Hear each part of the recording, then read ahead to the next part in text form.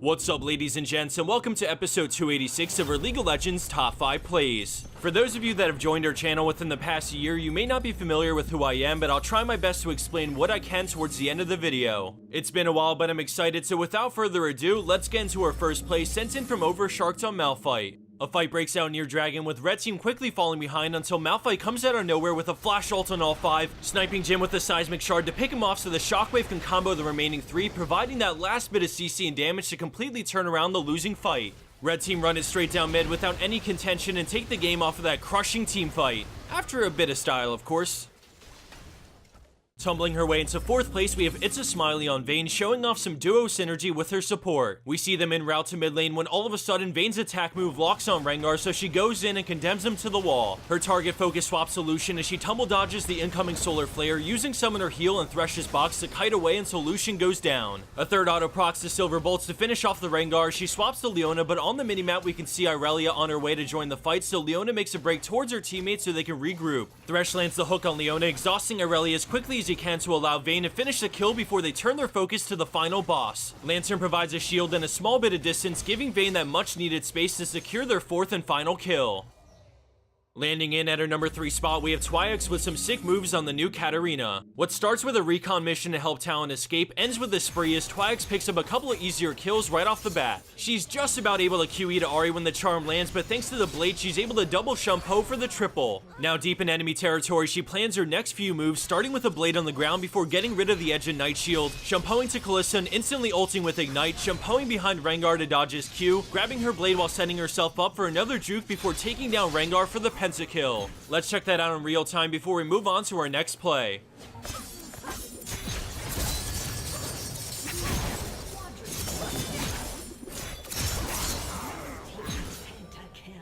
Our number 2 play features an amazing cleanup from Snuffle's hype on Aurelion Sol. We start this play with Snuffle soaring into the top lane with his spear bomb ready and expanded W, immediately racking up some damage across the board. Pay attention to his movements, keeping them in the perfect spot until they dive in, and he unloads his Voice of Light GOP combo to slow and push them back. He maneuvers the champion beautifully, fully utilizing his W for maximum damage before he presses forward to clean up what remains for the quadra kill. He positioned perfectly so he never once needed to collapse Celestial Expansion.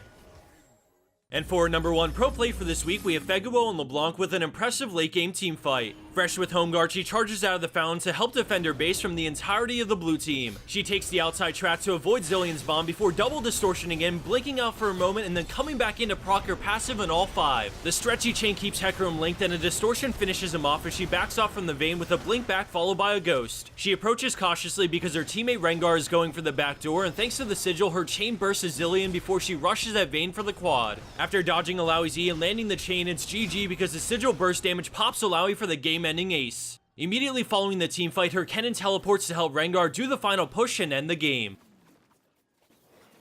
Last but not least, we have Kratos the Evil living up to his name on Jungle Bard as this episode's bonus clip. How can a Bard outsmite a Jungle Nunu? I don't even want to look.